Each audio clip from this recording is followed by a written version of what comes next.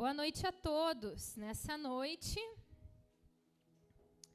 nós estaremos encerrando uma série muito especial. Depois, quem perdeu algum capítulo dessa série pode acessar o nosso canal lá no YouTube. Aviva-nos. Não é porque a gente está chegando hoje no final dessa série que esse assunto terminou.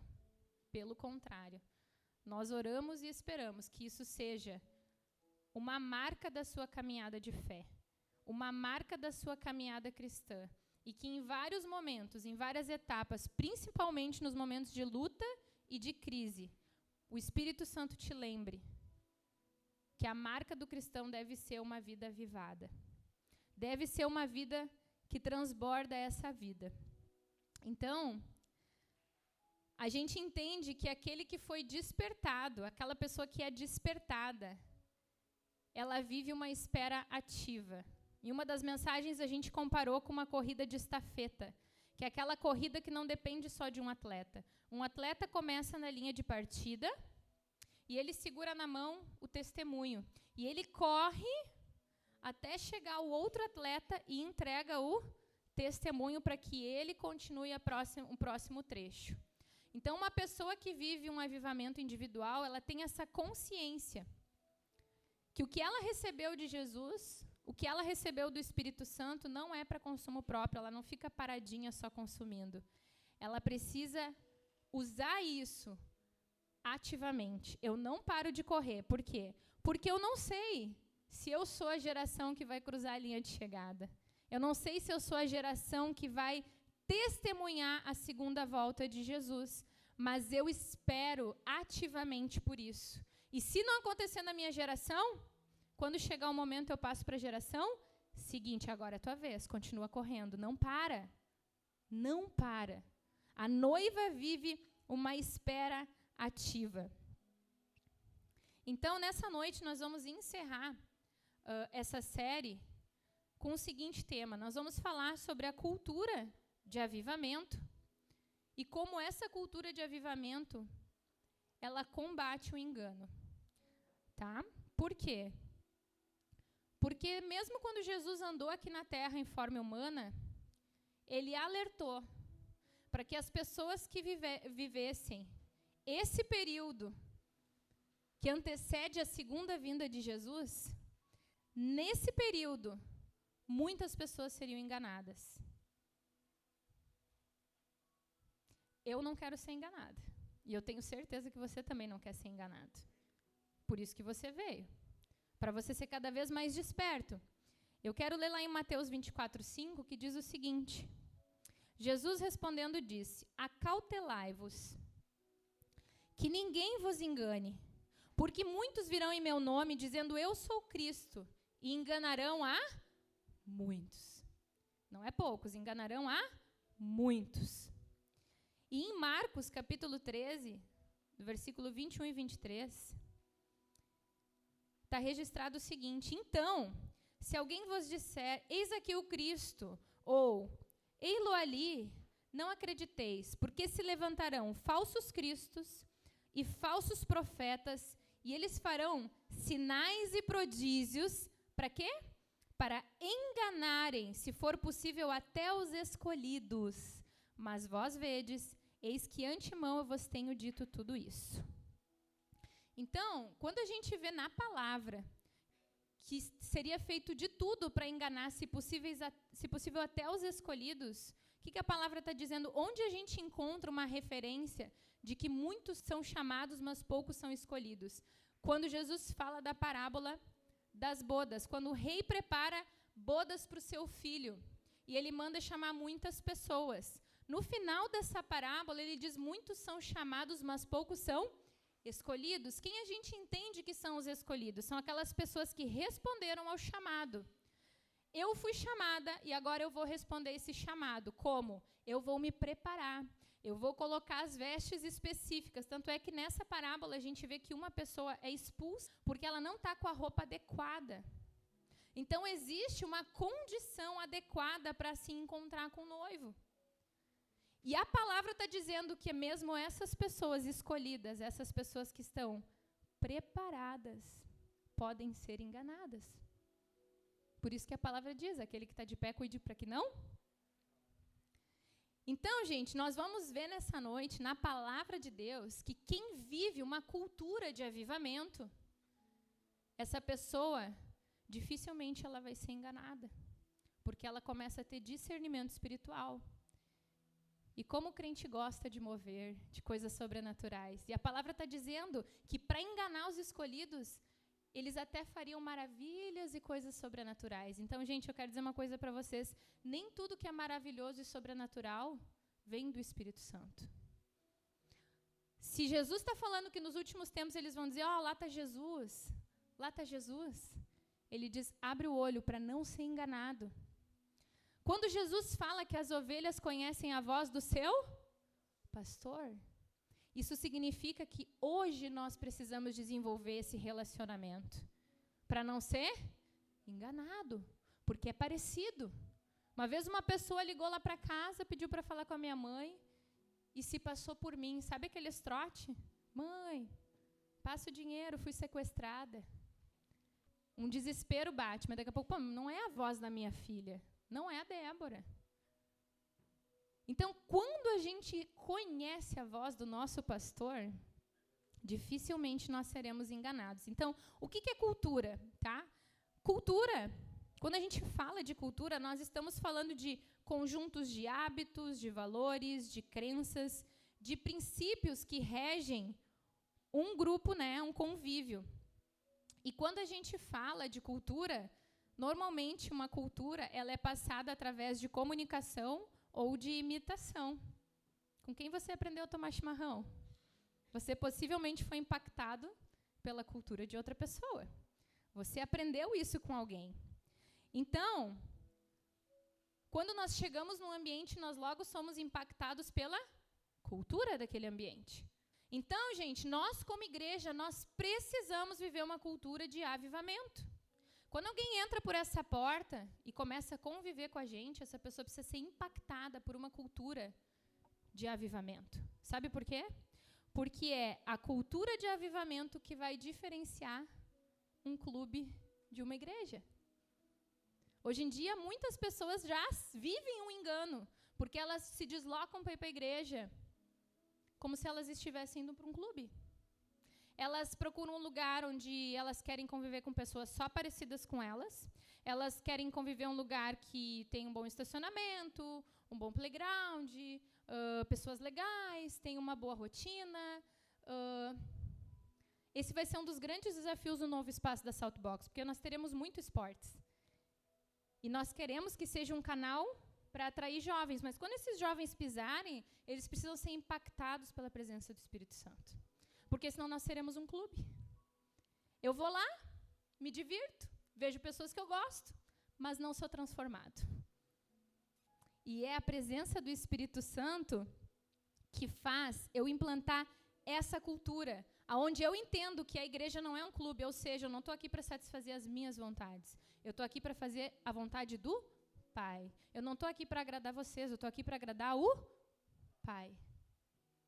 Isso é muito sério, gente, e muito fácil da gente se perder no relacionamento, porque quando eu vivo cultura de avivamento, eu entendo que aqui dentro é um lugar de exercer perdão e misericórdia.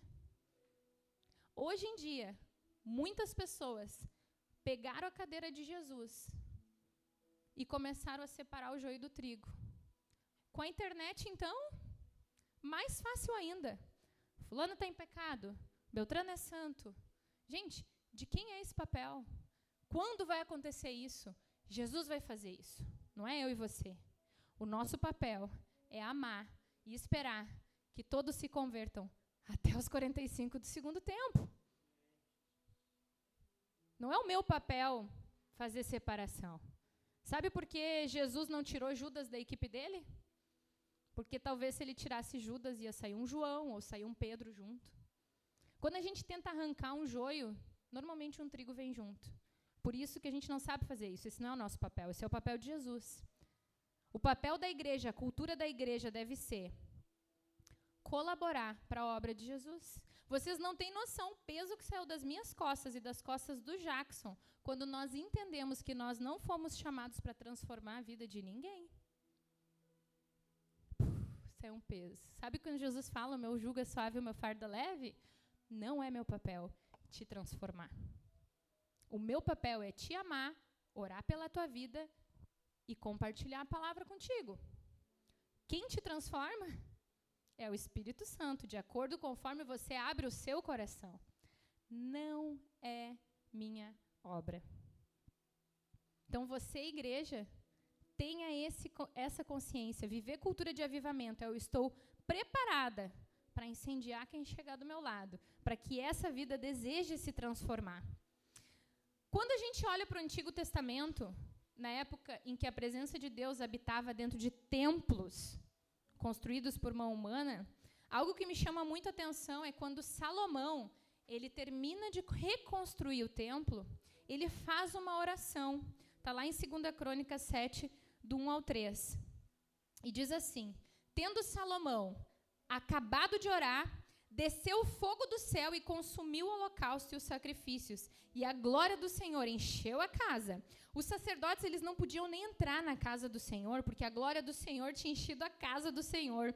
Todos os filhos de Israel, vendo descer o fogo e a glória do Senhor sobre essa casa, eles se encurvavam com o rosto em terra sobre o pavimento e adoraram. Louvaram o Senhor porque Ele é bom e porque a sua misericórdia dura para sempre. Então, o primeiro fogo que acendeu dentro do templo foi enviado por quem? Pelo Senhor. Mas quando a gente volta lá para Levítico 6, do 12, no tabernáculo, Deus já tinha dado instrução para Moisés o seguinte: o fogo, pois, sempre arderá sobre o altar, ele não se apagará. Sabe por quê? Porque Deus ia no outro dia mandar mais fogo? Não.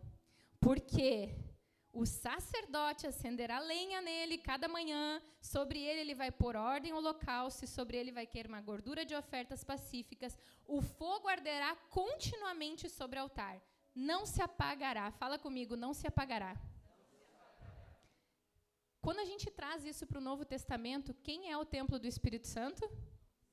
Nós. Então, quando o fogo desce do céu, é quando Deus te aviva. Só Deus pode fazer isso. Nenhum ser humano pode fazer por ti.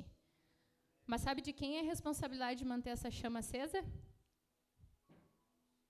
O sacerdote, todo dia de manhã, não podia deixar o fogo apagar. Eu tenho que fazer um novo sacrifício. Eu tenho que fazer uma nova entrega. Eu tenho que tirar as cinzas. O que Deus está nos ensinando? Diariamente, eu e você, precisamos tirar aquilo que é velho. Precisamos fazer uns... Por que Romanos 12:2 fala no sacrifício vivo? Porque nós não vamos morrer, mas é um sacrifício. Nós, na condição viva, nós nos entregamos como sacrifício. Então, se você sair dessa noite com o entendimento de que a cultura de avivamento é viver a responsabilidade de manter a chama acesa, você vai começar a entender que não é responsabilidade da pessoa que convive com você, não é responsabilidade de pastor, é minha. Porque dentro de mim, Deus derramou um fogo. E independente das circunstâncias, eu preciso deixar esse fogo continuar queimando. Isso é a cultura do avivamento. E talvez você nunca experimentou isso que eu estou falando, porque até aqui você pode ter frequentado muitos ambientes e em todos eles ter se relacionado com obra humana e não com o Espírito Santo. Olha o que a palavra diz sobre a diferença de ser um ouvinte e de ser um praticante. Nós estamos falando sobre engano. Tornai-vos, pois, praticantes da palavra e não somente ouvintes, enganando-vos a vós mesmos. O que a palavra está dizendo? Se eu sou uma pessoa que venho no culto, ou que abre um podcast, ou que entro no YouTube para ouvir uma pregação, e eu sou só um ouvinte, não sou um praticante, sabe o que eu vivo? Eu vivo um engano. Eu estou me enganando.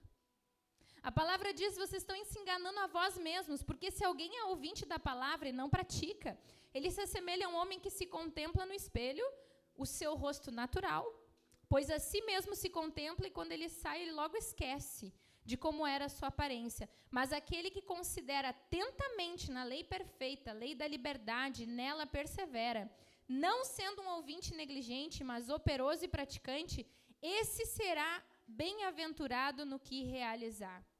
Então, o que está dizendo? Que se você escuta a palavra e não pratica, você já está vivendo um engano. Então, as chances de ser enganado na volta de Jesus é bem maior. E a boa notícia é que eu e você hoje nós podemos passar de ouvinte para praticante. Porque Deus é misericordioso. Sabe, quando eu estava estudando essa palavra, eu me lembrei de Neemias. E comecei a pensar como que ficou o coração de Neemias quando ele recebeu a notícia. Neemias 1, do 3 ao 4, diz assim: os muros de Jerusalém estão derribados e as suas portas queimadas. Tendo eu ouvido essas palavras, eu me assentei e chorei. Lamentei por alguns dias e eu estive jejuando e orando perante o Deus dos céus. Debbie, como é que eu vou saber se eu sou um espectador da palavra ou se eu sou um praticante? Eu quero te fazer uma pergunta. Qual é a tua reação quando você vê que um muro está sendo derribado, que uma porta está sendo queimada, na sua vida e na sua casa? Isso te faz lamentar? Isso te faz chorar? Isso te faz jejuar? Isso te faz ter uma reação que não é a indiferença? Uma pessoa que não é espectador da palavra, ele entende que a gente encontra na Bíblia que uma cidade, quando eles construíam muralhas numa cidade, tinha duas utilidades. A primeira, proteger de ataques do inimigo. E a segunda, proteger a sua cultura. Para que outros povos não entrassem dentro da minha cidade e começassem a misturar com a minha cultura. Eu não quero essa influência. É sua responsabilidade construir uma muralha na sua casa. Em primeiro lugar, na sua vida, na vida dos seus filhos, até que eles tenham condições de construir as dele mesmo. E aqui na igreja. O que é construir muralha? É a gente selecionar quem entra ou quem não entra? Não. É a gente ensinar o povo a se proteger dos ataques do inimigo e não ser influenciado pela cultura do mundo. Poxa, não, aqui é diferente. Por que aqui o pessoal se relaciona assim? Quero aprender essa cultura. De onde é essa cultura? Essa é a cultura do reino de Deus. Então, quando uma porta na sua casa é quebrada, quando um muro é estilhaçado, a gente precisa se posicionar. E nós sermos os reparadores de brecha. A essência do avivamento é arrependimento, confissão e libertação de pecado. E existe diferença, gente, de pecar na vida ou de viver em pecado. Essa é a diferença de uma pessoa que está avivada. Olha o que a palavra fala em 1 João, não fica brabo comigo, tá? Porque não é eu que estou falando, é a palavra. Bem sabeis que ele se manifestou para tirar os nossos pecados. E nele não há pecado, em Jesus não havia pecado. Qualquer que permanecer em Jesus, não peca. Qualquer que peca, não viu nem o conheceu. Filhinhos, ninguém vos engane. Filhinhos, ninguém vos... Quem pratica justiça é justo, assim como ele é justo. Quem comete pecado é do diabo, porque o diabo peca desde o princípio. Para isso o Filho de Deus se manifestou, para desfazer as obras do diabo. Qualquer que é nascido de Deus não comete pecado, porque a sua semente permanece nele. E não pode pecar, porque é nascido de Deus. Nisto são manifestos os filhos de Deus e os filhos do diabo. Qualquer que não pratica justiça e não ama o seu irmão, não é de Deus.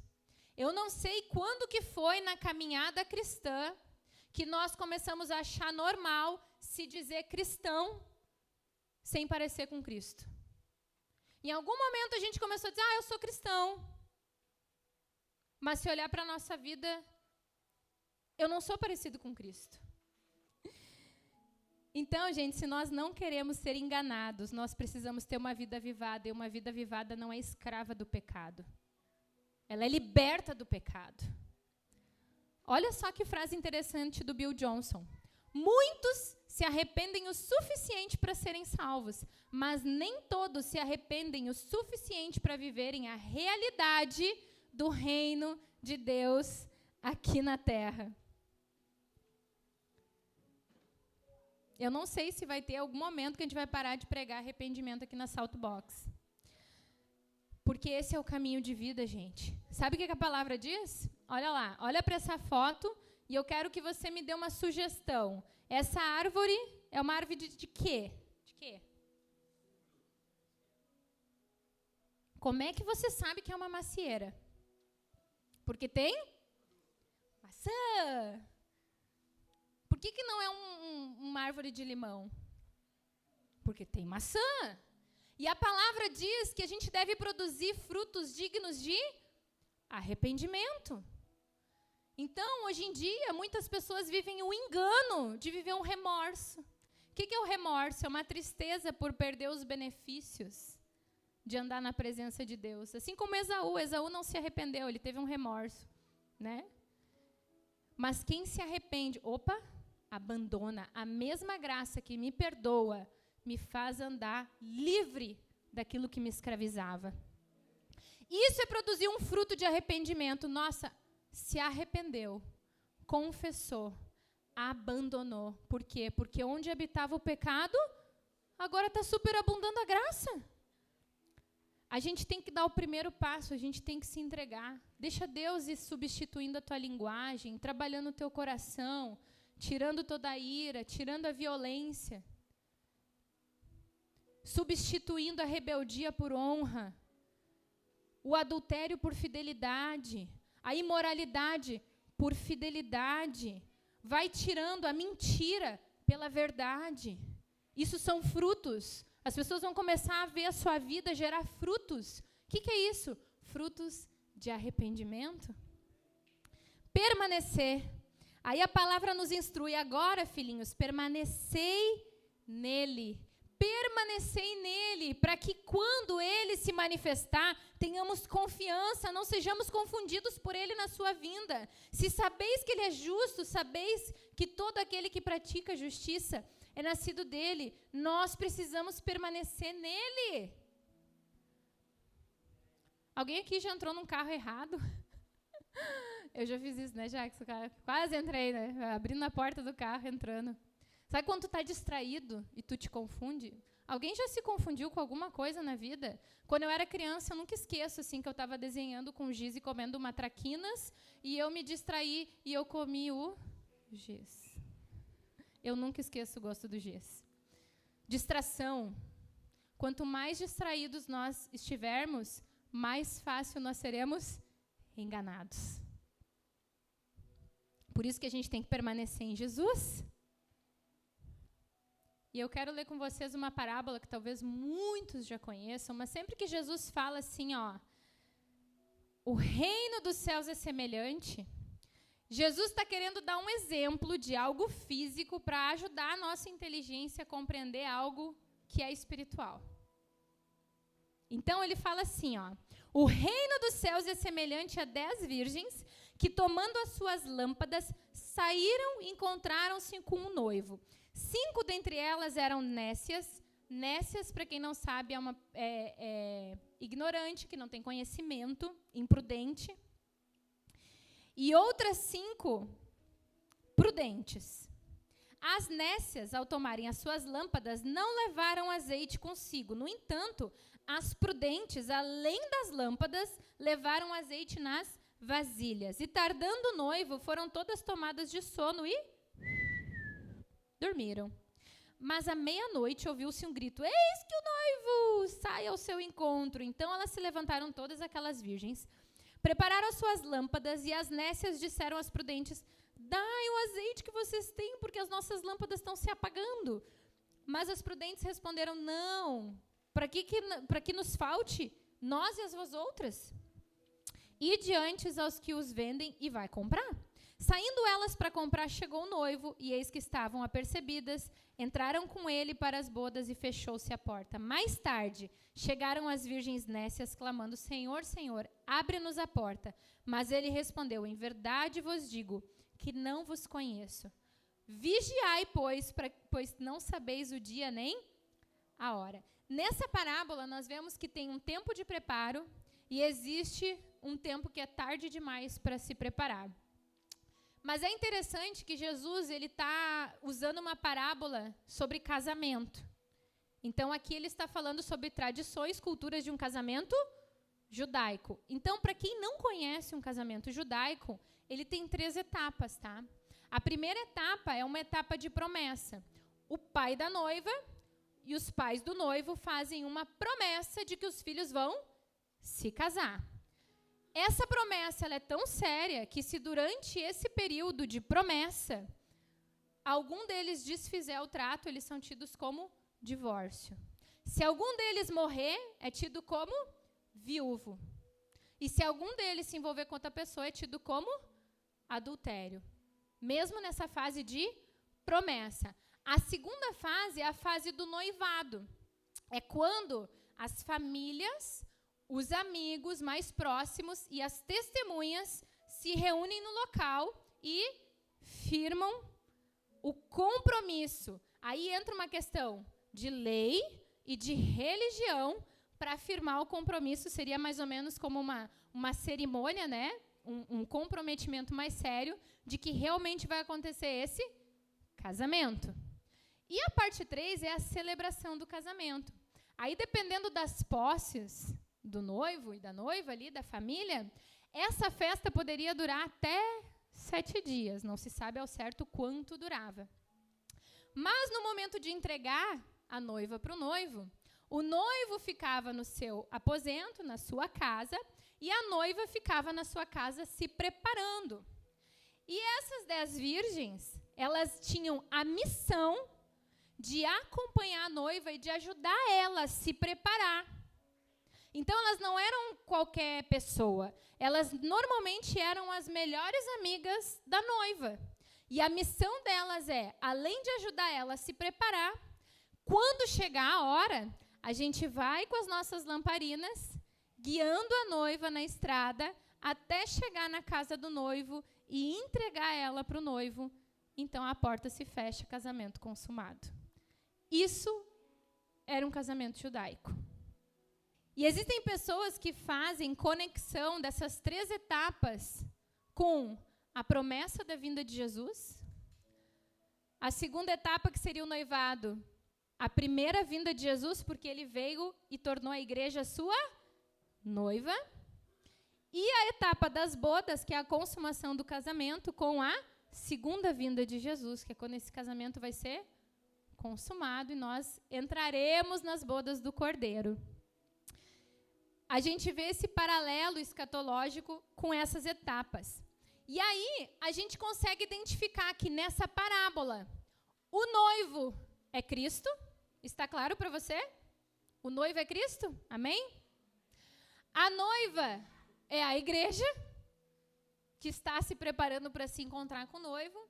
Então, a pergunta é, quem são as virgens?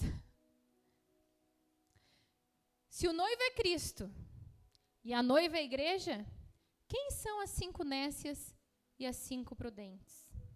E aí a gente encontra uma linha que afirma que Jesus estaria ensinando que essas 5 nécias e essas 5 prudentes são os 5 ministérios de Jesus que têm a missão de preparar a noiva para o noivo e de acompanhar ela até que ela se encontre com o noivo.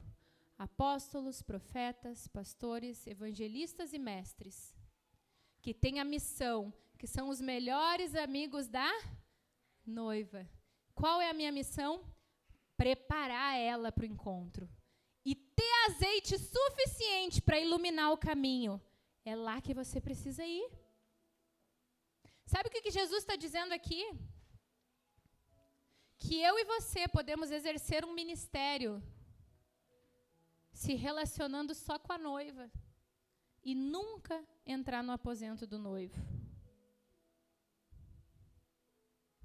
Jesus não nos chamou para nos envolvermos com a noiva a ponto de não conhecer o noivo. Por isso que naquele dia muitos dirão, mas no teu nome eu fiz isso, e Jesus fala, apartai-vos de mim, porque eu não te conheço. Nessa parábola, o azeite da lâmpada simboliza o Espírito Santo. O que nós estamos falando? De avivamento, de uma vida avivada, de uma vida que além de ter azeite, tem ainda um pouquinho reserva. O azeite simboliza a presença do Espírito Santo, e 1 Tessalonicenses 5,19 vai dizer, não apaguem o Espírito. O que Deus está dizendo? Se depender de mim, não apaga. E se depender de ti? Apaga ou continua aceso?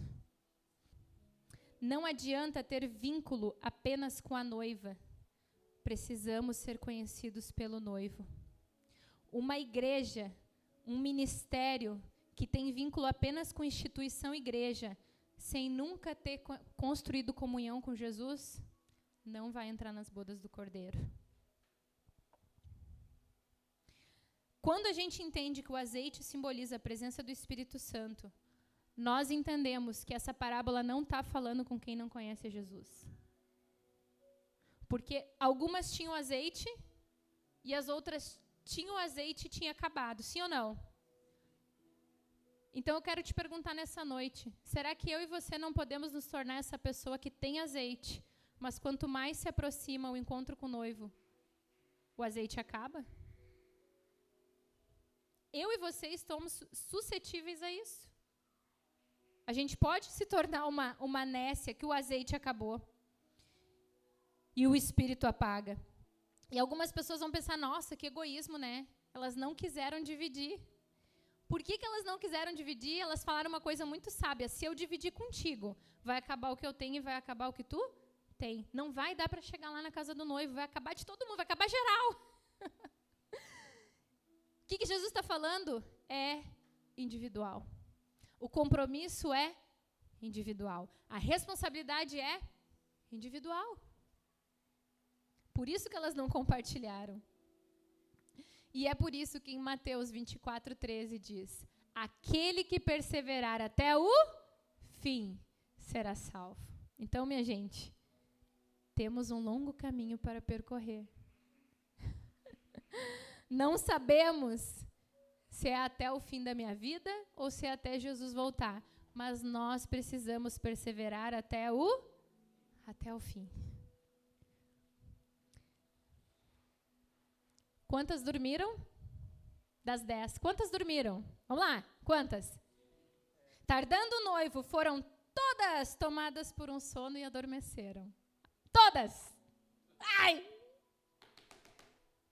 Agora bugou o cérebro. Ou seja, abre o teu coração, tá? Tá só nós aqui.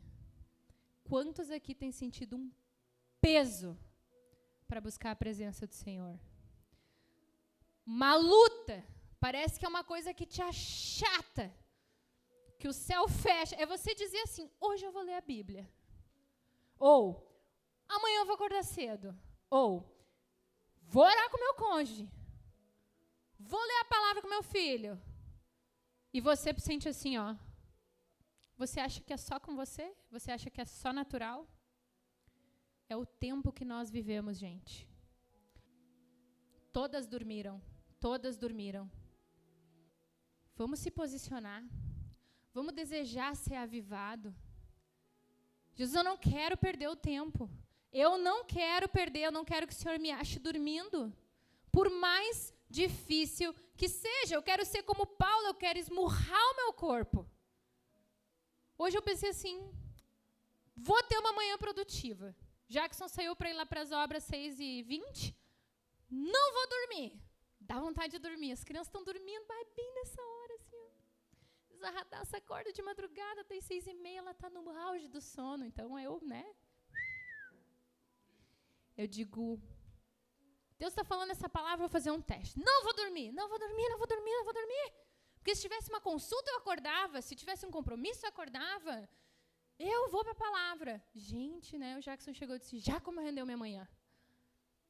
Não dormi, rendeu.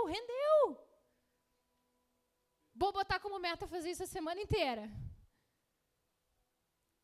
Porque é uma luta aqui, ó, você começa.